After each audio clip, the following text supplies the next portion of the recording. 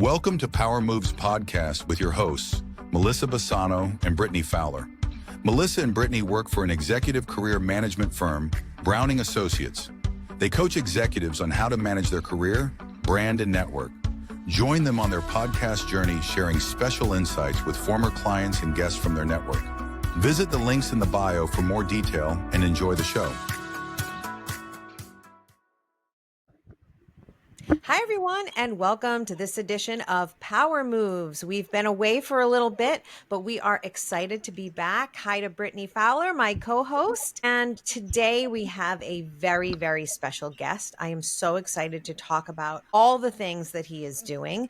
Please welcome not just a colleague, a former client, but also a friend. His name is Conrad Frerichs, and he is an author and also the founder of Cambridge. Welcome, Conrad. We are so excited to have you. Well, thank you so much. Nice to see you again, Melissa and Brittany. Thank you for having me here. Yes, I know you have been doing some amazing things. You and I talk all the time, and we talk about how I am not super advanced in technology, and you are. You do amazing things, and AI is kind of one of your specialties. And you've taught me a lot when it comes to technology and AI and how to use it. So I want to talk about all of the things that you're doing. You have come up with this amazing platform. So let's back up a little. Tell us a little bit about you, and then we'll talk about the platform. Well, I don't really know what to say about me. It's kind of one of those simple stories. I just believe in continuous improvement, and I believe in giving back to community. And everything I've done is driven from that. And when a new tool or technology comes out, I mean, who doesn't want to play with it a little bit? Where's it going to take you next? And so most of my life, I've always dealt with machine learning, usually data science, using, robust platforms to create cubes and things like that. But what happened is around 2018, right before AI started becoming, we started being able to see patterns be able to be really identified with computer technology in a vast format. And so the advent of AI being launched publicly around 2020, that just opened up a whole new can of worms for what we can do and what we can allow for people. Workload, I kind of equate it to a washing machine. This is such a powerful tool. It's going to create a lot of fear. And with that fear, it stops people from wanting to buy it or do it. If you look at a washing machine, it's the same type of thing. And I actually asked an AI to do this. This is fun. I said, well, look at the advent of bringing a washing machine into the market. It said the same thing. That the problem is that fear. Well, I've already got somebody who does it. Why do I need to do it? But everything with AI, and if you're using it properly, it's going to help you think better. It's going to help you get to conclusions better. And the end result is you can use it as a tool positively, or you can try to stay away from it. But the end result, it's like, think of it as a search bar on steroids if you want to in the simplest sense. But in the end, what it does in the background is it takes all the time away. Where it takes 6 hours to hand wash a pair of jeans. I'm exaggerating. I don't actually know. I didn't live in the 1800s. But what it does there is it's a time saver. All your intake forms, anything like that, it's just super easy. And then by looking at that, I kind of started saying, well, I need to write a book that kind of looks at what's the human condition and the problem you have when speaking to a person or just talking with an AI, which you can do nowadays. You can just hit the little record button and go through long things, but it's only going to be as good as you are. If you can't be clear, you can't be transparent, it's going to cause you problems. And it makes mistakes because humans are fallible. But thank you. That's kind of like the short suite of kind of bringing us up to par as to, what has me driven and what has me going in life. Before we talk about your platform, and I want to talk a little bit more about AI, because as you said, it does spark fear in people where, we're going to be replaced, right? And what jobs are going to be replaced by AI, and what companies are going to try and be more efficient. How can we calm fears of people who are afraid of AI? So fear, let's take a look at fear for a moment.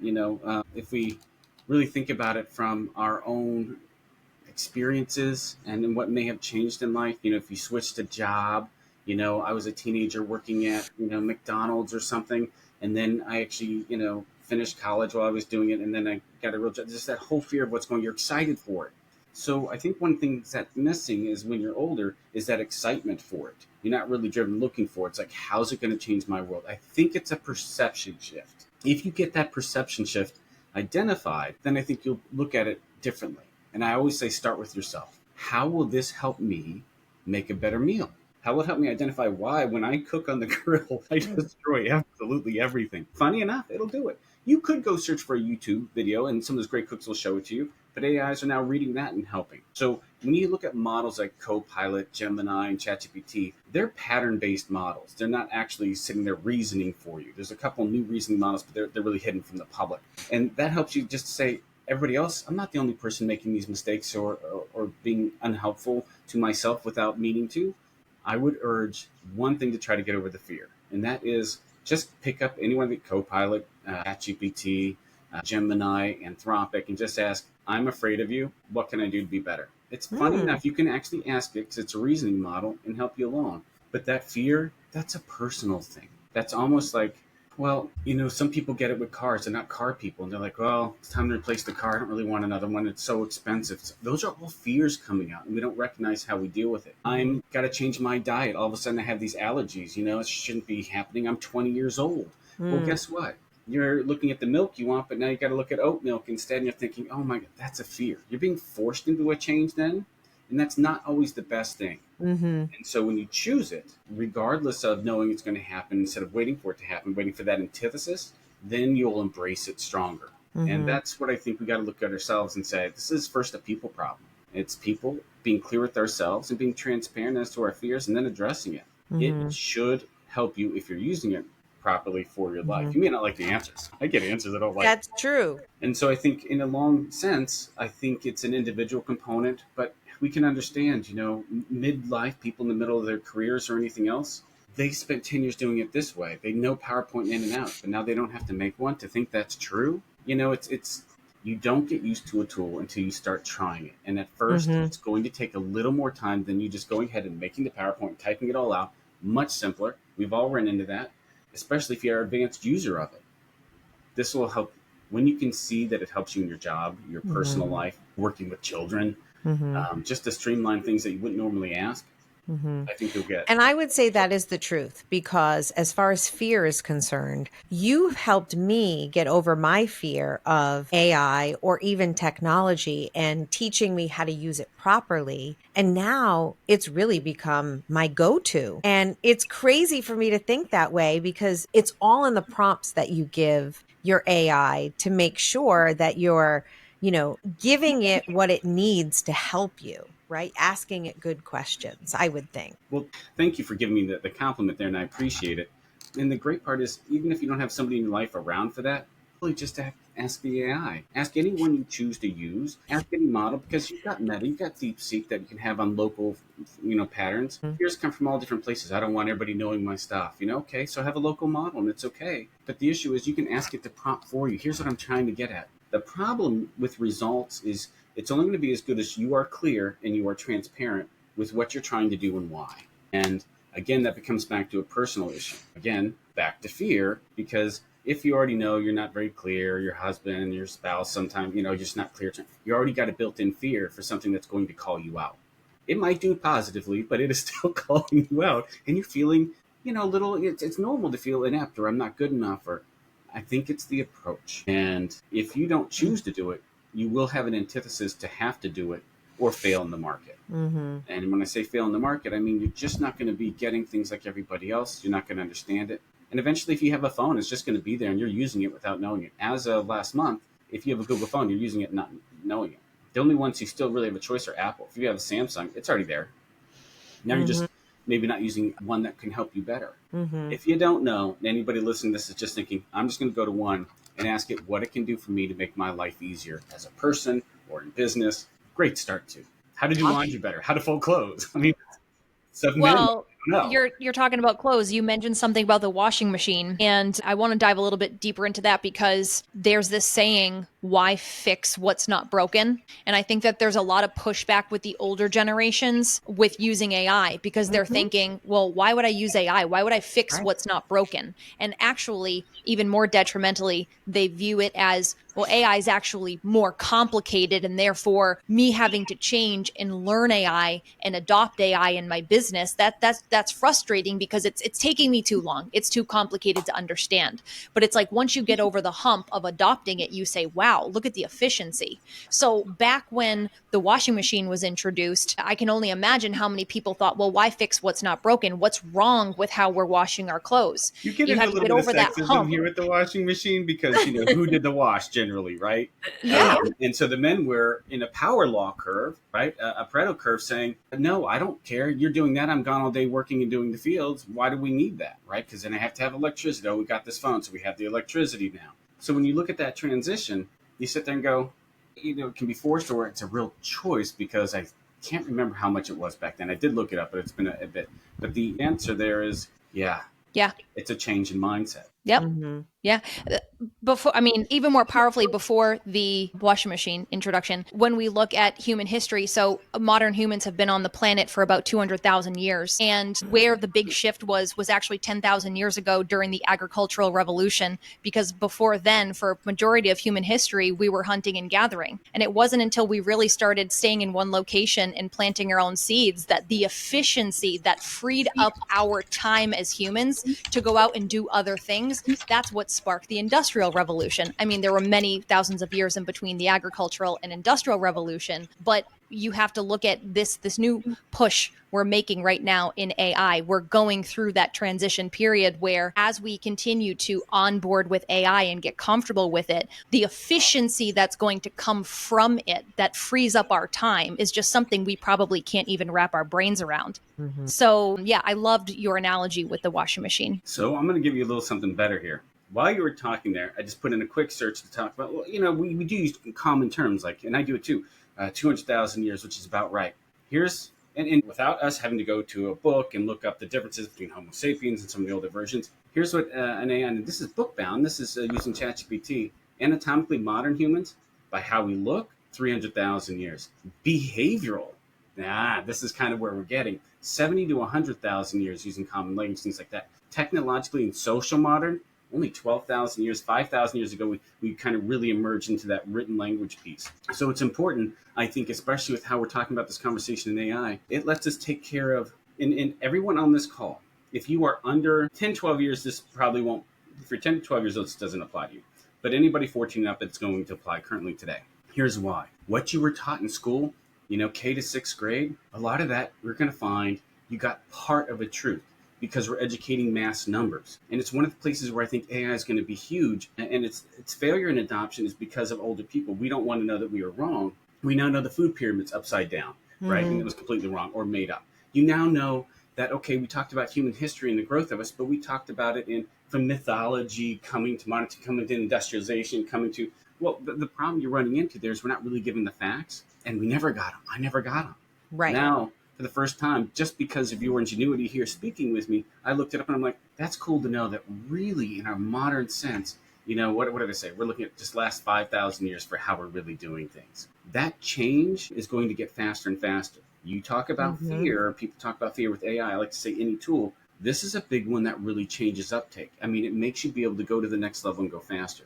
I think seeing the aspirational purpose of AI is huge. Let's take a use case. Now, this doesn't exist today. I know Tesla's working on some of the robots and Boston Dynamics, right? Great companies. What I would say is they're looking at some of the robots to help with people. So I'm a use case. 72-year-old male, wife has passed away. Normally within that time frame, 6 months later, the males usually go.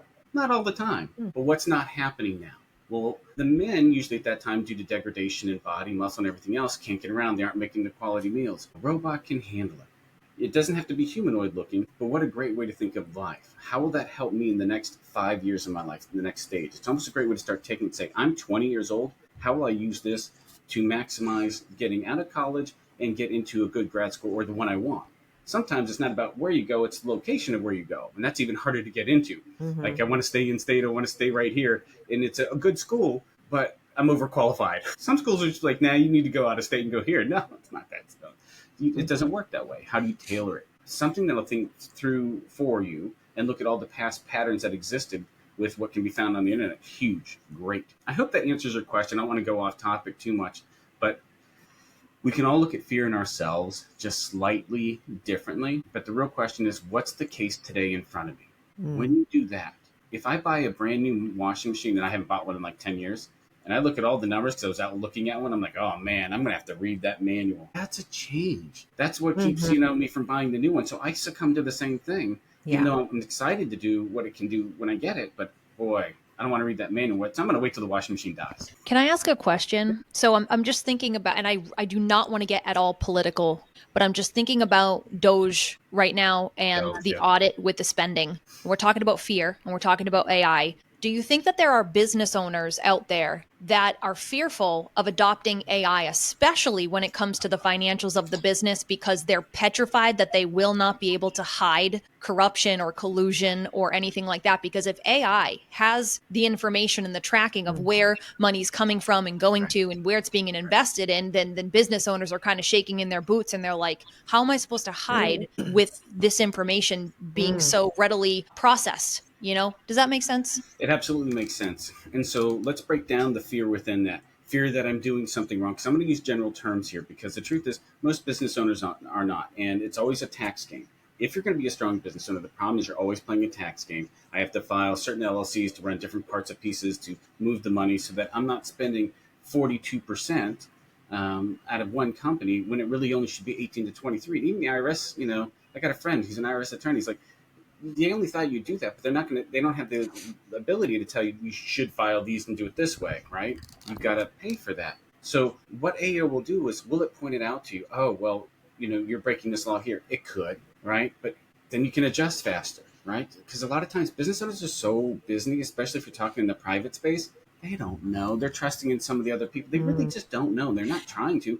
Everybody wants to pay their right component, but it is part of the business game in the finance. If you're not doing it right, you won't get the loan from another company, right, to help fund the next thing you want.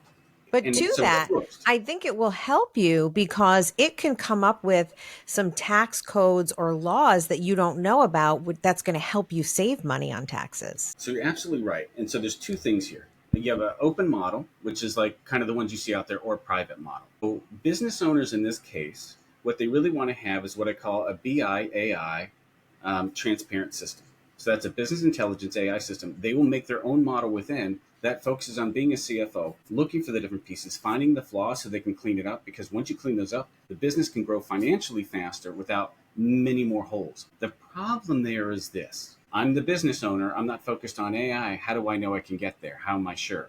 Going at ChatGPT, those are not looking, the government's not looking at that going, oh, let's pull and find these bad people. It's not advanced like that. That's kind of like fear mongering a bit. But what it does say is, oh, geez, we put out a text out there, out of all the business owners hitting ChatGPT, because ChatGPT, Microsoft, Facebook, Meta, they all have a contract. That's how we lost all of our data a couple months ago with the government. It was on the government side. People hide it. They're going to know generally that 70% of all business owners, this isn't working. They can't figure it out. That just lets them know. No government is going to try to take out that many people. Somebody doing it bad or making a bad business out of it, that's a whole different thing. And the systems are not that clear ready yet. It's just added information. Generally, what are we seeing in terms of from this grouping of people? I think when my suggestion to business owners looking at this or having fear of it is jump into it quick, but you're going to need to get the prompt right and take 2 or 3 days at night to really work with the AI before you initiate it. But you have to have it behind your systems. If you don't have it looking at your exact stuff, it's going to have you general things to look at, and it's just going to frustrate you. So you will need to hire, a consultant to help build and do some of these pieces. Well, if you're on, Google, it's a great platform. You can use some of their stuff, but it's sold. Same thing with Microsoft. Microsoft leaves it so that Copilot can be behind your scenes, and you can build your own LLM, which will stay private. That is probably, and this is probably key, the next business change. The real secret sauce behind things will be how they make their AI. And I talk about it as one, but usually tens, 20s, hundreds. So even for us at Cambridge, there's 15 AIs working behind that. They're controlling 100 different agents. People think of one master AI. That's not really what it is. But for short speak, let's think of it that way. They'll have to create their own, which will make divisions of itself and be a true reasoning model to help reason through what their goal is and where they're going. I think this will help. This is going to bring more solo entrepreneurs and people that don't know all the finance parts, don't know how to market or anything else, and bring it into one hub. Yes. That they can start bringing new ideas that normally never make it to market. Again, and that means I think as a nation, we're going to grow faster once that takes in. And we're the trenches right now. Normal time frame for a publicly traded is 10 to 15 years after something comes out for them to really embrace it and start using it properly. Private businesses is about 5 years. So we're just hitting that right now. I think that's a really good segue to talk about both the book and also your Cambridge AI, because you talk quite a bit about that in your book, but we're going to do a whole separate podcast when the book is released. So if you want to give us a little bit of information about that, and then I really want to talk about Cambridge AI. It's in final stages. I'm expecting that'll go in 4 weeks. Everything good, right? Getting back the copyright numbers and everything. So I wrote the book in 2020 for my development of my first AI for myself inside. I figure if it's a new tool that's going to change everything, I really need to be there to see what it can do. And I wanted something that really looked at the human psychology and worked well with, so it's great to have people support you all the time. But when you're looking for data and information, I wanted more of a type A personality, and I wanted something that would always be reasonable with the answer or be critical. If you want to improve, you need a friend that's going to do that. When you're talking to an AI, you feel more private. Unlike talking to another human, you're more likely to actually give more information. And so I needed to have my own. That started the book. And what I found creating the first model was that one of the stumbling blocks you have is human error. Am I being clear? Am I being transparent? I'm talking about a situation with the person. Am I talking about the people with it? So that was the start of the book to help get it there. And where it is today is I look at finding all the main functions that humans, if we just improve a little bit, are going to help all our answers with AI across the board. So that was the focus on this. So it's really for the individual. It's not a book for businesses to help. It's going to build my business out. It's going to help the individual, which will help the business part. So that starts off with first, how do we communicate and work well with each other? If you don't know how to do that, you're not going to know how to work with a language model to get your needs, because there's always the people component. Second part of the book really goes into, what we call different projects, right? And we don't think about it in all terms. If I tell you people, process, and tools, it's typical planning for a project process. You don't think of, well, I'm a mom at home or I'm a dad at home, and every week I've got multiple projects. I got to do laundry. I got to do vacuuming. I got to get the kids off. I got to clean the kids' toys. Those are all ones that you can actually streamline. And honestly, right now, most models out there can tell you how to do it and work out your whole week. So if you're not a strong planner, absolutely go there right now. Pick any one of them. It is a very consistent pattern set that all AIs are on. Great use case. And the book goes through each of these, and so you can self-identify, what is it I'm not doing, right? And so now we're talking all near-term pieces here, being clear, being more transparent. But the third part of the book talks about, how do I plan out, not just today, but for 16 months from now, 18 months, or how do I want to personally change? I want to learn AI. So when you talk about big goals or even short-term goals, they're still aspirational. You have the foundation, who you are now, what you know now. Usually kind of metaphorically put that in a little box right there. But then you're going to do a transformation. Even picking up this book, Breaking Better is the title we have for it right now. So with Breaking Better, you pick it up, you're going to start transforming. That doesn't mean your foundation was wrong. It just means there's just a couple cracks in it you want to fill, so that you can get to an aspirational state. So it's really good, because within that, in each section, I do have AI quotes and everything, because if you do that for yourself, what a better motivator than that.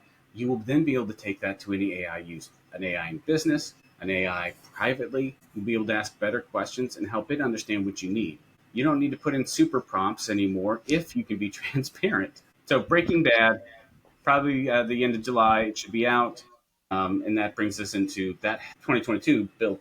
That came to the Cambridge design of the platform. So tell us about Cambridge, because it's very exciting to me, and of course to Brittany, because we're kind of in that space, and I find what you're doing incredible, and I'm just so excited about it. Excellent question. I told you about the book, and the book was driving the LLM, which said, okay, how do I now take this to a space where everybody's wasting time? One of my friends, he started the thought process in about 2021. He was going in, just had a divorce and everything, and he was going and seeing somebody. And he was paying $150 for about a 45-minute session. And the big problem wasn't the money for him for that, even though I think that's a lot, but it was the time. 20 minutes to drive there, 20 minutes to drive back, 10 minutes waiting in the waiting room. And I said to him, why do you need to be there? And so he spent, the next year getting this guy to use Teams, use Zoom to do it with him.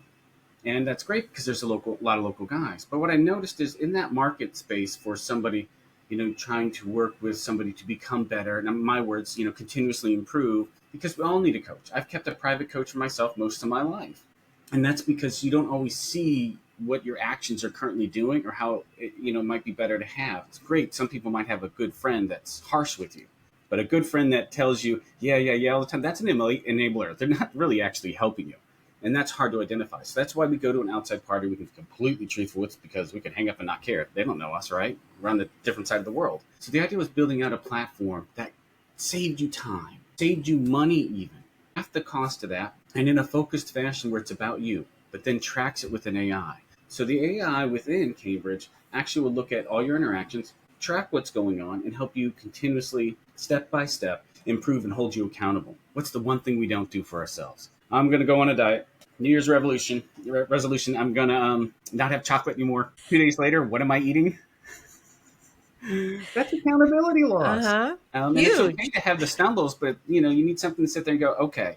But if you want to get here, maybe not do it for another 3 days. You were eating it every day, 2-day break. That was awesome, right? I feel like this is personal, Melissa, right? Well, we both for love the three chocolate. of us, because Brian fits in this category too. We've talked about this. The chocolate is like a serious thing. Like you just hit the heartstrings with that one. You sold me. It's all about being transparent and clear. The hardest thing to do and learn. Be clear about what you're trying to do and be transparent about what you've done well, what you haven't. There's been a lot of stumbles for all of us in life, but even me in making something that is, let's call it AI adjacent. The AI, you still have a platform that looks like a platform in Cambridge, but the AI is really running everything. It's all hands off, because what we need is that motivation. So you could talk to just the AI, but even better, in an instant, hit a button and start talking to a live person. Get these out. Now, this isn't a medical platform. It's a conversational platform. You could be somebody who doesn't have a platform yet at all. They've just been doing it by hand. They want to join. Those coaches can join this and then have all their customers come here and cut out all the operational stuff. 60% of costs in a small business are operational. Cut that down, save them some money too. Let them do what they want to do and be focused. Because that's the hard part, having the technicians and technology experts and AI experts to build this. Second to that, maybe you want to talk to somebody at 2 a.m. You've got the AI right there. And that's tracked. So when you talk to a coach again, or you talk to somebody who's talking, maybe something you're looking into, maybe it's Reiki, maybe it's, my life needs to go in this direction. Whatever it might be, it'll sit there to help whoever you're speaking with know where you've been last. So maybe you don't want to talk to the same person all the time. You want to talk to 2 or 3 people. Let me give you a use case. I'm getting out of college. I can't find the job I like. I don't think I fit in the market. I don't look like this. I'm not super pretty. I'm not, I'm not super fit, right? Nobody's going to want to. Great time to talk to somebody, help reduce the fears and look at your strengths. Your strength is your age. Your strength is your knowledge and where you went to school. Those are what you play. And sometimes we get stuck in our heads and we just can't push past it. Even somebody with a business idea, hey, I'm thinking of starting this business. Is there a need for this? How should I go about it? Because you talk to friends, oh, that'll never work. Or, you get those negative people. And, sometimes these ideas come to us at certain times of day and you just jump on and you can ask the questions. Yeah. What I like about this is something you were mentioning earlier about the importance of clarity and transparency. And the whole reason why I know Melissa is because I'm a spiritual and life coach, and she was my client at one point, and that's how we know each other. Thanks to Renee. Renee hooked you and I up, and then it all snowballed, and here we are, and we have this amazing podcast, and we work together. Clarity and transparency is a very interesting topic to me, because it's one thing to tell somebody that clarity and transparency is important, but it's another to make them really understand what that looks like. And I have a lot of women who come to me and they'll say something like, my husband, all he does is golf. He golfs on the weekends. And I tell him, you're not home. I might and be guilty. You're golfing too much. Okay, so now am I pulling on your heartstrings? Yeah. Keep going. She'll say this to me, and as her coach, I'll say, well, have you communicated that to him? And she says, of course I have. I tell him all the time he golfs too much. She thinks she's being clear and transparent. But when I ask her, is that what you really mean? Is golf the problem? And she says, well, geez, I guess not. The real problem is I want him home more with me. And I'll say, well, did you communicate that to him? No, I didn't. So I think when you're looking at a concept like Cambridge, where you have AI and you have a human coach on the other end. You're pairing the best of both worlds to be able to bring forth what that clarity and transparency truly looks like to that unique individual, because if they cannot uncover what that actually is, you can't actually move forward. Brittany, you are so right. And it goes a little bit further. So yes, and there's almost a tweak to it. Sometimes you can't hear the message. I've had this happen myself where I can't hear it from another guy talking at me because for some reason I can't believe it. Maybe it's the topic. It's usually a topic piece, right? But I could hear it, not from a younger woman, but an older woman. And I'd be like, that's what it means. It's weird how we're like that as humans and species, and that's okay. But by knowing that, it gets you somewhere. But I want to be clear. The first chapter in the book is people, clarity, transparency. It is so critical. It is crucial to every child you're raising right now. You ask them early on, but then we stop holding them accountable. What do you want? Are you hungry? Do you need to take a nap? Right? And you're like, no. What are you supposed to go through a list? You don't. Just give them two options. Tell me, don't tell me. Right? And that's not as nice as we'd like it to be, but we want the child to be clear. So that what happens is, we as parents, our fault, but it just happens. You start intuitive like, yeah, you're saying no, but you're tired. You need to go take a nap. Oh, you haven't eaten in a while. You're hungry, right? Until they learn to communicate better. But we do the same thing then at 8 years old, and 10 years old, 15. We're not really, because people get our vibe, if you will, the feeling of what we're putting out there, and they know you're just acting tired. You're acting. And so one of the first point of that first chapter is think of the people around you and how they might be hearing what you're saying, because you have your body language, you have your words. When you're talking about clarity, the body language and the words need to match. When you're talking about transparency, it's what's your motivator coming in. But the three play together: people, clarity, transparency. And it'll change your life if you just focus on those three things. I look at one thing, like if I meet somebody new, it's fine, you're in college, you're all forced to be together. But 20, 30 years later, 40 years later, when the friend groups might pass away or move on, or you're just not around them anymore, you're starting a new family in a different state because you got a new job. How do you meet new people? They simply ask, hey, so tell me about yourself, or the falsehood, because it's kind of been put this way, is what do you do? They're not asking where you work or what, they don't care you're a doctor or lawyer. They don't really care about that. They want, who are you as an individual? How great if you say, look, there's three things to really know about me, right? I really believe in people and community. I do my best, and I struggle with it to be super clear every time when I talk to somebody. And I try to be transparent as I can with those around me so that we can just have fun and move on. And that's what I'm really looking for, is a friend in life that'll hang out on weekends or just randomly. What a great story difference, rather than saying, yeah, I'm an accountant. Like, that tells me about you. 2 questions about Cambridge. Number 1, who is that platform for? And then number 2 is, does there need to be a concern for someone using Cambridge to seek coaching guidance in regard to their privacy? Excellent questions. So there is no, I'll start with the third one and I'll work backwards. This is all a private AI and private built on secure servers that is not attached to Meta, all the big guys that actually sell information. If I'm on AWS, yes, they get the information. This is our private AI. So it's all secured and it's just yours. And you can delete the account whenever you want and it's gone. So privacy is just there. So it's not going to get out. Anybody that gets it's because you shared it. There's always that people problem, right? Most, in security and everything with AI and technology, it's because a human component entered it in it. So that's not happening. And you're not training our model. Ours is a reasoning model. It doesn't need your patterns or anything else. It's using book and education and what we know in human science to help guide. And it's listening to you and creating your patterns based on what you say. So one call gets you one thing, but if you've had calls for 6 months or talking to it regularly, it will be able to do better. The more clear or transparent you are, a human can help you out better. Like if you lie to me about your problem, you leave out an important aspect, any advice I give you is garbage and useless. Same thing with an AI. So our AI tries to look for that and say, humans, we don't mean to, but we lie 70% of the time, right? Yeah. Because of fear. But you know what doesn't? Is our body language. AIs aren't there yet to help read that, and there are some rules around that. But it'll help us grow better. So that's the platform, secures you confidently, so it's your information, unlike anything else. It's not going to sit there and to be transported to some other person. It's just not how it's going to work. Who's this platform for? Well, if you're feeling stuck in life, if you're feeling like I don't know what to do, maybe it's about AI. I don't know what to do. I think this is garbage. I just need a push. Sometimes people just need to have the 1 or 2, 3 conversations a year to get them off that, let's call it funk, that stage. Like, I just can't go anywhere. I've been stuck, but I think I'm moving, but I'm not. That's a premier person that absolutely needs to call in. But sometimes, I think people overlook the fact that I really love this style of thing. I mean, it could be I love building AI, so I want to talk to somebody who builds AIs all the time. It's just a communication with an AI expert on there. I just, and they're not helping you build your business, helping you understand what it is and build out your first one. It could be, I'm not great at project management, right? How do I get this?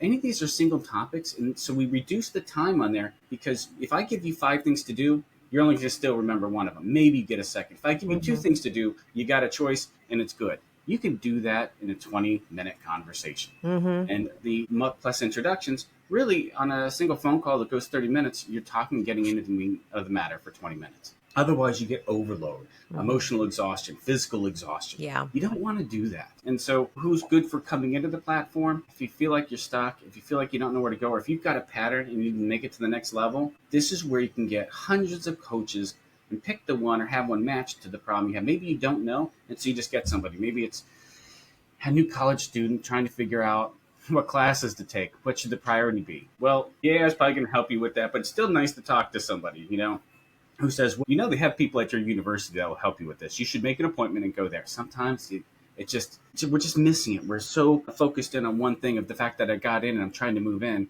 and you just need to hear that and you're like, perfect. But you forget business people. You forget other high-end people. Maybe you just want to talk to other, NASA-rated engineers. Just because they're retired at 70, here they are. They're here to help if you match up and you've got a high-end thing. Anything specific, ham radio operators. We've isolated in our minds things like this because of how difficult the barrier to entry has been, that we can only have, I only do life coaching, or I do business coaching, or I do... No. This is just really getting to another human and having the conversation and getting their expertise plus the book matters together. Sometimes you're sitting there, you've got a great job, but you don't know if you like it anymore. You just need to talk to somebody who has 20 years more experience, or you want to talk to somebody with 10 years less experience and get their energy and their vibe to say, I'm looking at it wrong. These are the people that want to come. Yeah. And I think you said something really important where it recognizes patterns. So if you've been talking with someone for 6 months and you feel like, okay, I'm stuck again. Okay, let's look at the past 6 months and let's look at is there a pattern that you have not broken yet? And let's work on that. And I think that's really important because sometimes we don't recognize that this person has this pattern that you need to break. So I love that about the AI. And the matching component of that is really good, but it puts the power back in the individual's hands. You come in for coaching, or you want to talk to the AI. The AI is focused on you. It doesn't care about any of the coaches. It'll be more, let's talk to somebody else. I didn't like this. I didn't like this. Well, the AI will say, well, but it's true. They might be pushing you in the right direction. This way people get a view and take accountability rather than not going for any, help or counseling or something they might need, or not getting their question answered, or maybe they're not being transparent enough. It's all a journey. But by having it in your hands and having one place, it's like going into a medical facility with hundreds of doctors. But guess what? That's great, because if you have one problem, you go to another one, they identify it, you just keep moving on. But if you go to a single physician group, you get what you get. Right. And by offering this and the benefit of technologies, let's open up the doors to everybody. We talked about people coming in, but look at the coaches. Any coach that wants to come and says, I have something to offer. It could be a stay-at-home mom that has a PhD, right, in education and only focuses on, but she's not going to build her own business. She's just going to talk about what's the, okay, she should be on the platform, even though she might talk to 2 people in a week. Right. I'm thinking a stay-at-home mom with no degree that can literally just offer advice to other stay-at-home moms. Like, I think this platform reduce your stress. Yeah, exactly. This platform has the potential to really help so many people far and wide that traditional coaching or traditional outlets just can't offer. So if you're an audience member listening and you're thinking, oh, I'd really like to, put my time and energy into helping other people, but you don't want to put the legwork into finding those clients, let Cambridge do that for you. Create a profile. You can go to cambridge.com and register, put your profile picture up, build a little bio for yourself, and let the AI platform bring people to you. And we'll link all of that information in the bio, because Cambridge is KAINBRIDGE.com. It's a little bit different. I don't want people to get confused. I want you to go to the right website and look up Conrad. And I'm so excited about the book too. Thank you. Yeah. Well, this has been super insightful. You know how excited I was to have you on the podcast. And Well, thank Brittany you and I for were having me. actually excited to have a podcast because we've been on hiatus for a bit. So thank you for joining us and Thank you, Brittany. really Thank you, Melissa. enlightening us and educating us. And I hope everybody, it's helpful. go to Cambridge.com. If you're a coach, if you're somebody looking for a coach, or you just need to chat with somebody, you can That's it. find it there. You won't find it simpler, easier, or cheaper. Awesome. This has been Power Moves. We're excited that you were able to join us, and we'll see you next time. Thank you. If you're an executive who is looking to manage their career or make a power move and you want to learn more about Melissa, Brittany, or Browning Associates, visit the links in the description of this episode. See you next time.